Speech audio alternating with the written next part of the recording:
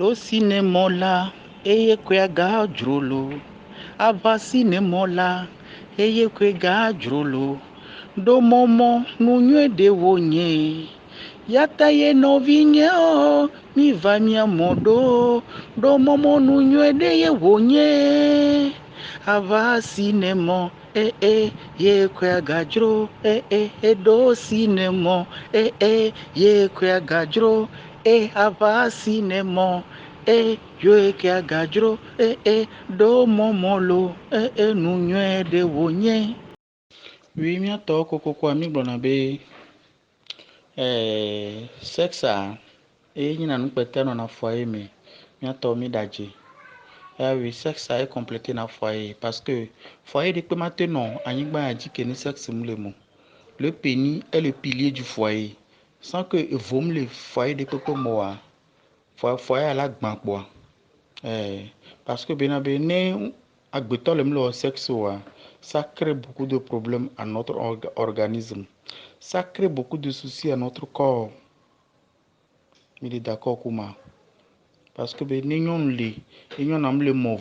la femme devient aigrie. Mais pas les sisters on a kmanya. Mais pas les camés comme divi pas on a kmanya. On no kuchu se nya gango dene. Mais pas n'allez que ouabe non non mais non na. Et ce sont des gens qui sont aigris, pour ne pas dire jalouses. Et vos moments déstressés na mento. Nous pone et vous le brancher le gumeno à tout moment c'est le brancher na télé bekene.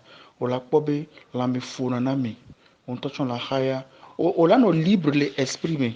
Et o la no libre les doko keke me o la vo quoi. Et voix mi la do une ça fait du bien. Nene no non le que ya mola na nya gobe e wo 2 ans ngba mo vo po c'est à chifo. Ne vom do gumeno o mse marsube na. On me donne la vie guimé, on me sonne à concombre de la guimé, on me zana bougie. Et tati pognon. Et voir ça fait du bien au nez. Et bah, hémini quoi. Quand les miens là, t'es qu'une fille bien fille la tonne en benabé, sans et voir et elle a tenu au foyer. Mais bérékpo.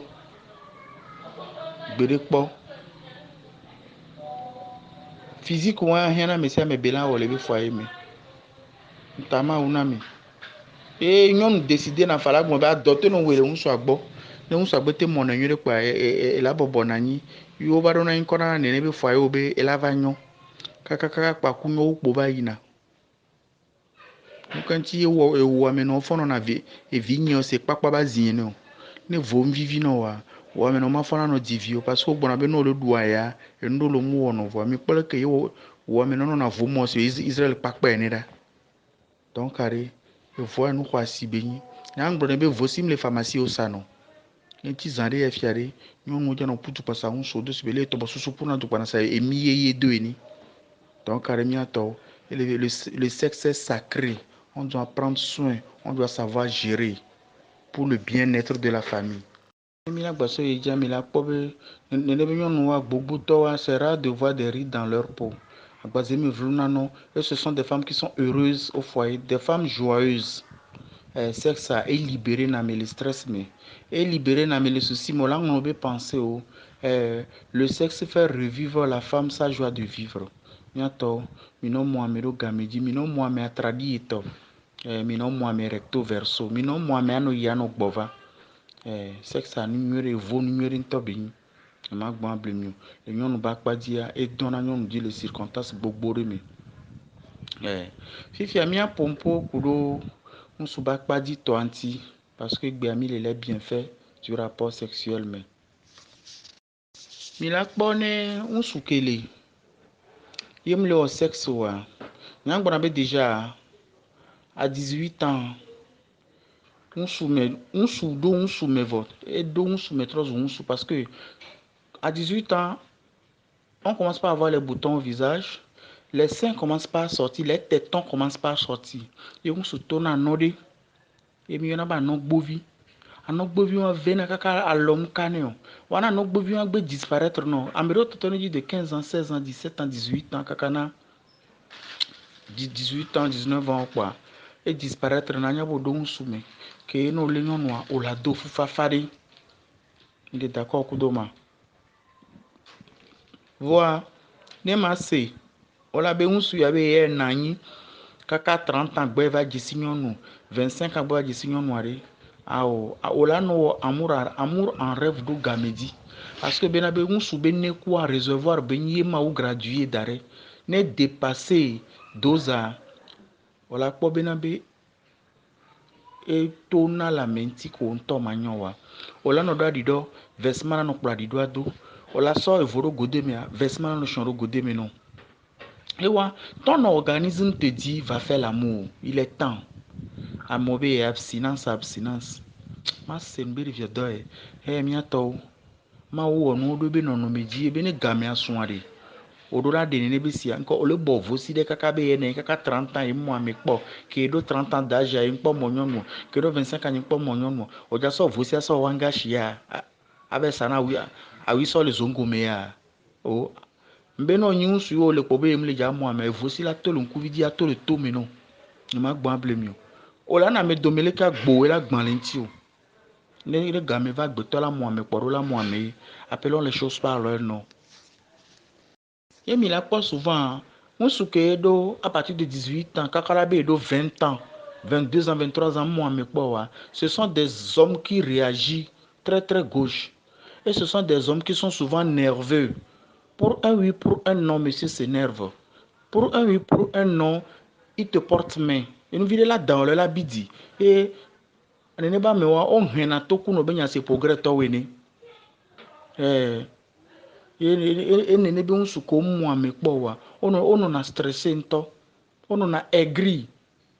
Yo là, bobina be, ne on sou tonnon nous momoa. Quand flan on soit jamais comme vluna, pareil chez la femme et chez l'homme. Nous savons que nous voulons la pop, nous sommes stressé. Ebe esprit on a très très très très très apaisé. Et le gars devient plus beau, plus jovial, plus doux, plus craquant, plus aimable, plus sexy, plus croustillant. Le sexe, ça fait du bien un peu partout. Mes amis, baisons-nous vivants. Egbe ọla be ebe amole chọọchị ye ogbon be na gbongba muame de chọọchị home o one do ngbe ne yo no no gbe wa de wa no no ba muame yesu egble ya yesu gbon be na ba mere kwe ngba monovia yesu gbon na mere ba mere ngba monovia yo nya to ngble be na de besoin nous vivants obe ayi ne to ayi ni mi aja yi vi eko ne to ko mi aji ko sanvi mi monu mi asomdo yo mbe na de edo ko ava de ko be vivi na kpo enti ogbona be na de ne nyɔnu ku ŋsu le wa dzra na me de kpe le la da wo kotoku vo da no enti gba be no ku srɔ̃ mi le wa dzra nkotoku vo le wa dzro ne ge bi o kotoku aso ene ne ge bi o vo kpɔ tsã aso ene ne be nyi wa et o gblɔ ne souvent tsã be ŋsu be sia e fait développer na nyɔnu be corps ah oui le vêtement de l'homme fait développer le corps de la femme.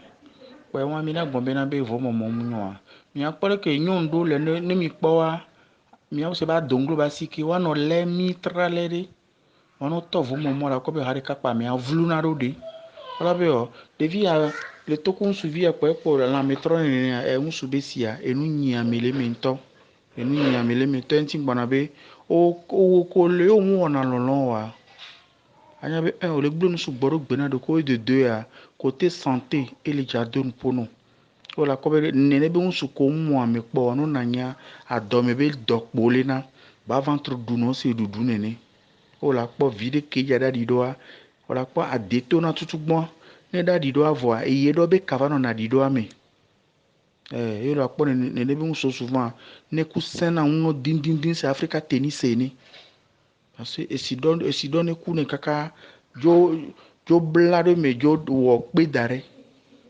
libérez-vous mes amis libérez-vous et les vévérinto e nde kacha ke gbalea oh nsu ke fona yo mona me ro gamedi kan fla mi gble be na be no ole mo ame sugboa edidi na taux de ni a cancer de prostate be to a edidi ne no ole mo ame ro gamedi sibele ejia edidi na taux de cancer de prostate edidi ne e ola mo ame do nono me nyuaji ma mo ame atradi eto abe gbe amo 5 coups ni so mo 6 quoi tu te tues à petit feu Parce que be, ne mi amour de cas, mi perdre na 100 gouttes de sang. Tim, tim, tim, sang.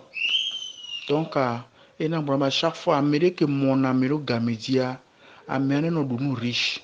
N'embe nos nous riches, à niembe soit 1 million vers plein de supermarchés à Vadouyo.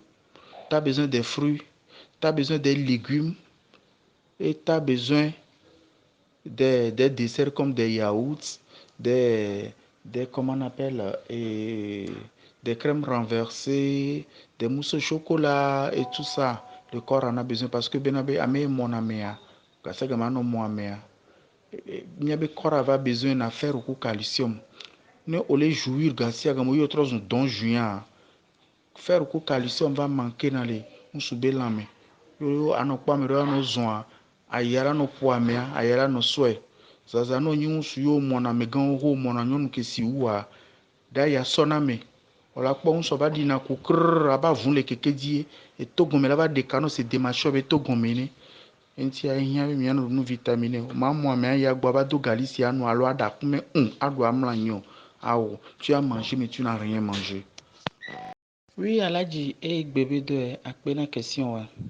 O kpo nsu ke nu na ha nsuku na ha la moame nke ọma moamo kanfla nsuku na ha ne ongbenyi ivronyo yenyi bo le ivre yo le moame gba vivi nanto surtout ne organisme do recevoir alcool a nso amu jouir na kabo ola no monyo na kaka hevia mandre na fa légume ne choma jouiro o le kwera zazane nyo na chale dali me o chon le dali me mi famille soule ade ma we vivi nanto e vivi na ntɔ amura gba vivi na ko tɔkpɔ yɔrɔ na hadio miano sese o e gba vivi na ntɔ nyima gbamblo sinon no moi ha o moi mais ça change rien sur l'amour e ma gba blo nyare ka chambe unsuko abuser na na sexe sugbo wa ngble na mi de mi hia vitamine sugbo nya be lame calcium ko do fer ni ba do adakun me ligi da gba me adu abe da molu edu e po edo po edu ndo TPB vitamine lava odaje